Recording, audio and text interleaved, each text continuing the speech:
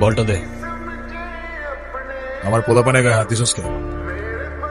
কি করবো বল, তোর ছেলেরা বাপের কথা শোনা না, বেয়াদব হয়ে গেছে।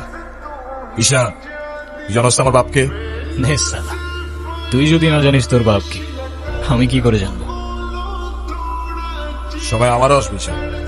হ্যাঁ আসবে তো, অবশ্যই আসবে। আর কুত্তেকা দিন আতা ভাই, ঢোমারি তোরও আসবে।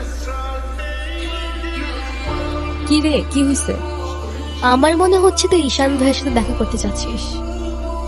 আমি ভার্সিটিতে পড়াশোনা করতে যাচ্ছি, এইসব করতে না। আমার কি মনে হয় জানিস, কি মনে হয় বল। ঈশান ভাইয়া তোকে পছন্দ করে। তোকে তো এসে বলে গেছে তাই না? বুঝি তো সব, আর বলা লাগবে না। এই শোন, তুই না ঈশান ভাইয়াকে প্রপোজ করে দে। তুই যাবি এখান থেকে নাকি আমি কি ডাক দিব? যাচ্ছি, সব সমস্যা এরকম করে। আচ্ছা, ওরে যে প্রপোজ করবো যদি না করে দেয়? আরে তুষার ভাই, আপনি হলেন চেয়ারম্যান স্যারের ছেলে। এই ভার্সিটিতে এমন কোন মেয়ে আছে আপনারে মানা করব? ভাই বলে দেন তো, পরেরটা পরে দেখা দেবো।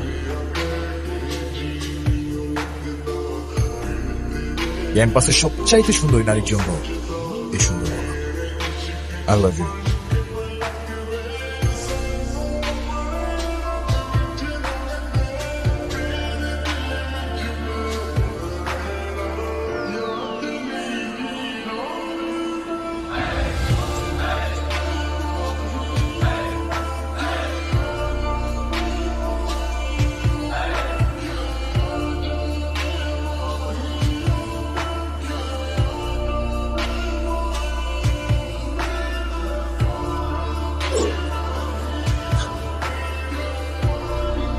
কি বলিস?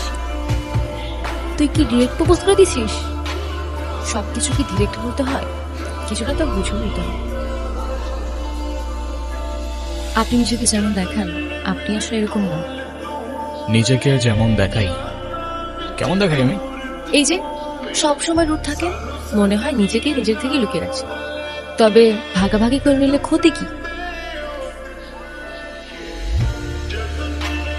এই না বন্ধু, একটু মিষ্টি মুখ করে নাও।